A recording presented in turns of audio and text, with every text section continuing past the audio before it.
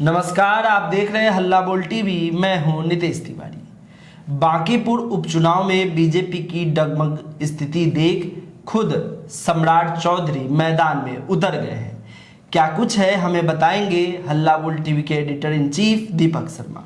देखिए, सम्राट चौधरी खुद उतर गए हैं, भारतीय जनता पार्टी के कार्यालय पहुंचे हैं। तो मुख्यमंत्री सम्राट चौधरी खुद भारतीय जनता पार्टी के कार्यकर्ताओं के साथ भारतीय जनता पार्टी के जो बांकीपुर में जो खेवनहार हैं, कार्यकर्ता हैं, बूथ स्तर तक के कार्यकर्ता हैं, उन सब के साथ भारतीय जनता पार्टी कार्यालय में मीटिंग की है।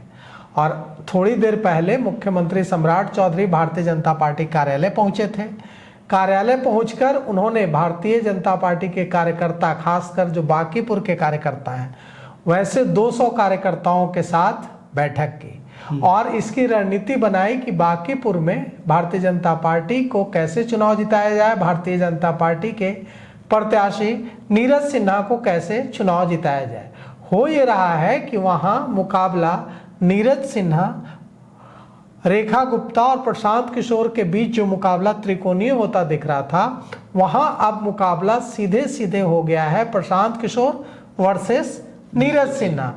और नीरज सिन्हा उम्मीदवार के तौर पर प्रशांत किशोर के सामने कहीं टिक नहीं रहे हैं, क्योंकि चाहे भाषण कला हो, चाहे पढ़ाई लिखाई हो, चाहे अपना व्यक्तित्व का एक ऑरा हो, हर चीज में प्रशांत किशोर भारी पड़ रहे हैं। नीरज सिन्हा की हालत ये हो गई है कि नीरज सिन्हा के साथ कुछ भारतीय जनता पार्टी के नेता चल रहे हैं। वो जैसे ही पत्रकार पहुंचते हैं और सवाल करते हैं तो नीरज सिन्हा को पत्रकारों से बचाते हैं, जो नेता भारतीय जनता पार्टी के चल रहे हैं नीरज सिन्हा के साथ, क्योंकि उन्हें इस बात का भय रहता है, भारतीय जनता पार्टी को इस बात का भय है कि नीरज सिन्हा अगर कुछ बोलेंगे तो उनकी स्थिति और डवाडोल होगी। क्योंकि नीरज सिन्हा ने जब भी बोला टिकट मिलने के बाद से, तो जब भी नीरज सिन्हा बोले, तो जब भी नीरज ने मुंह खोला तो उससे नीरज का ग्राफ और नीचे गया, क्योंकि लोगों को यह समझ में आने लगी बात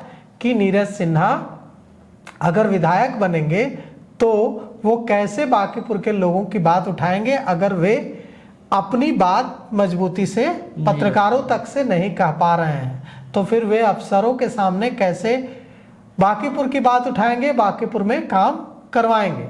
इसे लेकर वहां लोगों में एक बड़ी उत्सुकता है। अब नीरज सिन्हा घूम रहे हैं तो सिर्फ हाथ जोड़कर लोगों का अभिवादन कर रहे हैं और उनके साथ मौजूद लोग ये इंश्योर कर रहे हैं, ये पक्का कर रहे हैं कि नीरज सिन्हा बोले नहीं। सम्राट चौधरी को यह समझ में आ रहा है कि प्रशांत किशोर ने बांकीपुर चुनाव को सम्राट चौधरी के लिए जनमत संग्रह बना दिया है।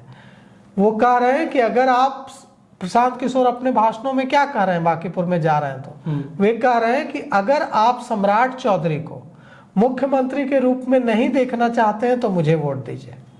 नहीं, अगर भारतीय जनता पार्टी जीत गई तो 4 साल तक सम्राट चौधरी आपकी छाती पर मूंग दलेंगे। प्रशांत किशोर ये भाषण दे रहे हैं। सम्राट चौधरी को भी ये समझ में बात आ रही है कि अगर बांकीपुर सीट भारतीय जनता पार्टी हार गई और प्रशांत किशोर जीत गए तो भारतीय जनता पार्टी केंद्रीय नेतृत्व को यह सिग्नल जाएगा कि सम्राट चौधरी के मुख्यमंत्री बनने से जनता नाराज है और इससे उनकी मुख्यमंत्री बने रहने की जो संभावना है वो कम होगी। तो इसलिए सम्राट चौधरी अब उतर गए हैं भारतीय जनता पार्टी कार्यालय और वहां भारतीय जनता पार्टी के नेता कह रहे हैं कि वे प्रदेश अध्यक्ष भी रहे। सम्राट चौधरी भारतीय जनता पार्टी के प्रदेश अध्यक्ष भी रहे जी। तो भारतीय जनता पार्टी के नेता कह रहे हैं कि वे तो प्रदेश अध्यक्ष भी रहे हैं, इसलिए बैठक करने आए हैं और ये अनौपचारिक बैठक है, लेकिन बांकीपुर चुनाव पर ही बात होगी। क्या कुछ कहा है भारतीय जनता पार्टी के एक प्रवक्ता ने, हम आपको सुनाते हैं। क्योंकि अब जब अनौपचारिक बैठक में भी बैठके में बातें निकलती हैं, बातें होती हैं, बातें क्या होंगी, बांकीपुर चुनाव ही होगा।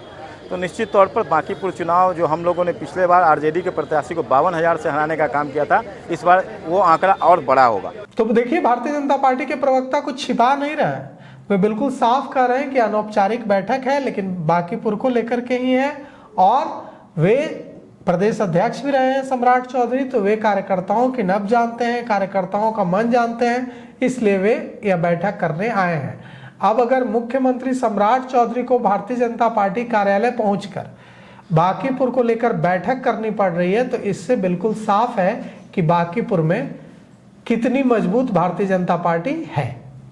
मतलब एकदम साफ है कि अगर उतरना पड़ा है खुद सम्राट चौधरी को, मतलब कि बांकीपुर में भारतीय जनता पार्टी की नैया डावाडोल है, तभी सम्राट चौधरी को खुद भारतीय जनता पार्टी कार्यालय पहुंचकर 200 कार्यकर्ताओं के साथ मीटिंग करनी पड़ रही है।